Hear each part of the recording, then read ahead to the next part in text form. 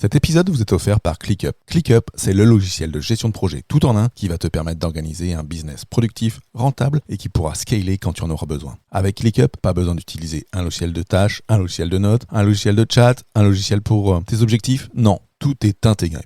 ClickUp, c'est le logiciel que j'utilise et que mes clients utilisent pour mettre en place la méthode Booster. Pour obtenir ton accès gratuit, rends-toi sur fabien.coach/ClickUp, CLICKUP. Le calcul de la valeur de son temps, c'est essentiel lorsqu'on est entrepreneur et qu'on cherche à être productif. Un entrepreneur, ça peut pas se permettre de gaspiller son temps inutilement. Booster d'efficacité, c'est pour toi, entrepreneur, qui veut découvrir les moyens pour vivre un business plus productif. Dans chaque épisode, moi, Fabien Muselet, je traiterai d'un sujet seul ou accompagné de personnalités inspirantes pour explorer avec toi les stratégies et les outils pour améliorer ton temps et ta rentabilité. Je te souhaite une super écoute en notre compagnie. Hello, j'espère que tu vas bien.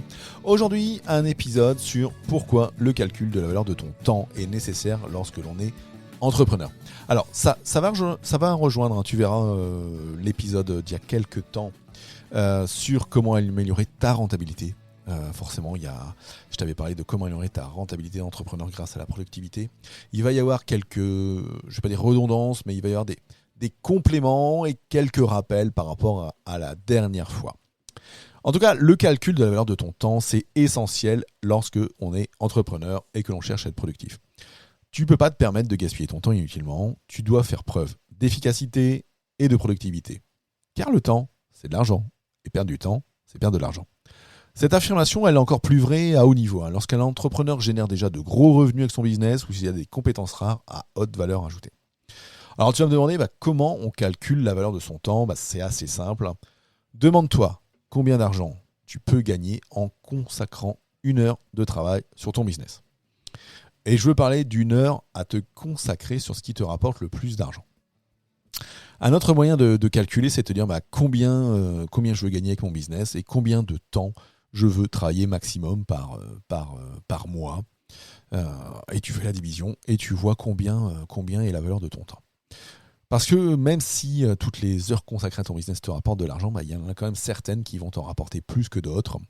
Et ce sont surtout ces tâches-là, ainsi que la rapidité avec laquelle tu les accomplis, qui vont te permettre d'évaluer la valeur d'1 heure de ton travail. Donc c'est pour ça que je te propose plutôt la première façon de calculer. Et plus tu réussis à gagner de l'argent en te consacrant à ton travail, et plus ton temps vaut cher. Car le temps, c'est de l'argent, et l'argent, c'est aussi du temps en quelque sorte, du temps que l'on peut se permettre d'acheter en déléguant certaines tâches par exemple. Deuxième chose que je voulais dire, que faire pour augmenter la valeur de ton temps ? Une fois que tu as fait le calcul de ton temps, si tu te rends compte qu'il n'est pas aussi élevé que tu le souhaites, il va falloir augmenter la valeur de ton temps. Alors c'est à ce moment-là où tu peux soit chercher à développer une compétence qui te rapporte plus d'argent que celle que tu maîtrises déjà, et du coup chaque heure consacrée à cette nouvelle compétence aura une valeur supérieure à autrefois. Ou alors, si tu as déjà une compétence rare à haute valeur ajoutée, peut-être tu peux aussi chercher à maîtriser davantage cette compétence et à passer au niveau d'au-dessus. Franchir un nouveau cap dans ton business sur cette activité-là. Et au moins, pour être capable d'exécuter les tâches liées à cette compétence plus rapidement. Ça te fera gagner en productivité et en rentabilité. Et du coup, ton temps aura une valeur financière bien plus conséquente. Autre chose que tu peux faire, c'est vendre ton temps après en avoir évalué la valeur. Lorsque tu auras atteint un certain niveau de maîtrise et d'expertise dans ta compétence que tu pratiques, et bien souvent quand on a un business, il y en a une que l'on pratique le plus, qui est la raison d'être, la base de son business, tu pourras monétiser ça de plusieurs façons. D'abord, tu peux te consacrer aux tâches qui te rapportent le plus d'argent au sein de ton business et gagner ainsi productivité et efficacité. Ou alors, tu peux monétiser donc ton temps et ton expertise. Quand je parle de monétiser ton temps, je fais bien entendu pas forcément référence au salariat, ça n'a rien à voir. Moi, je dirais la monétisation de ces connaissances, ça passe par la formation et l'enseignement, par exemple. Moi, c'est ce que je fais à l'Institut Polytechnique Uni-La-Salle à Amiens, dans lequel je monétise mes connaissances en donnant des cours en management et en gestion du temps, en productivité. Je dirais la monétisation de ton temps et de ton expertise, elle peut aussi passer par le coaching et l'accompagnement. Je dirais, c'est une manière comme une autre de gagner de l'argent et pour donner un prix à la valeur de ton coaching ou de ta formation, demande-toi combien de temps est-ce que tu fais gagner aux autres grâce à ton expertise et ta maîtrise. Demande-toi combien d'argent tu pourrais gagner si tu te consacrais à une tâche qui te rapporte beaucoup d'argent. Ton coaching devra, je dirais moi, au moins coûter aussi cher que la valeur de ton temps moyen. Parce que pouvoir consacrer du temps à aider quelqu'un d'autre, si ce temps ne te rapporte pas autant d'argent que d'habitude, ça ne sert à rien. Autant faire de rester dans ta zone de génie qui est la production. L'intérêt de calculer la valeur de ton temps, c'est aussi de ne pas s'éparpiller.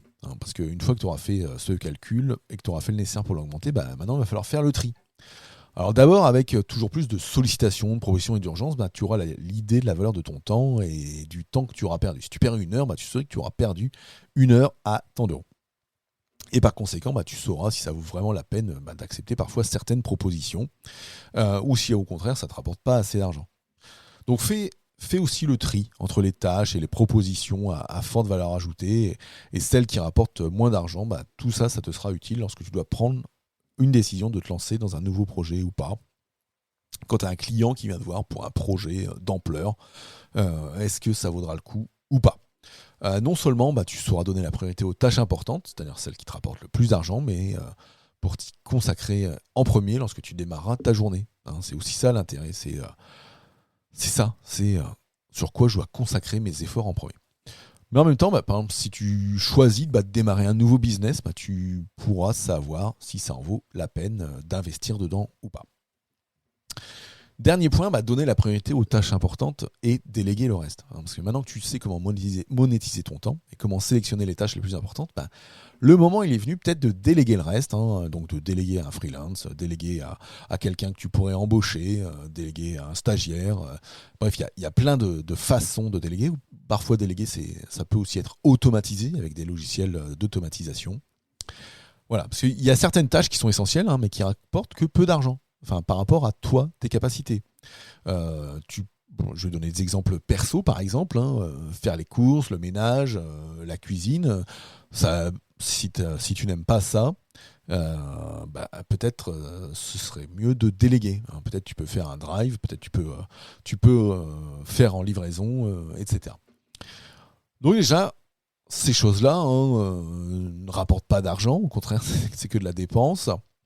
Mais si tu trouves, c'est essentiel à ta survie, c'est essentiel à toi, un peu comme les loisirs aussi, mais en tout cas ça te permettra de te libérer. Et c'est pour ça. C'est pour ça que par exemple après, il y a des gens qui peuvent employer quelqu'un pour faire le ménage, pour faire le linge, etc. Parce que les petites tâches quotidiennes, ça ne doit pas être une priorité dans ton business. Ensuite, tu peux également déléguer des tâches qui te rapportent de l'argent, mais pas autant que les tâches les plus importantes. Par exemple, faire la conception de ton logo ou le design de ton site web ou le montage de tes vidéos, ça c'est des choses que tu peux déléguer. Parce que même si ça a son importance dans ton business, si tu ne connais rien en design, ça te prendra énormément de temps pour arriver au même résultat qu'un pro du design. Et donc engager un graphiste, ça te coûterait moins cher en temps et en argent que de le faire toi-même.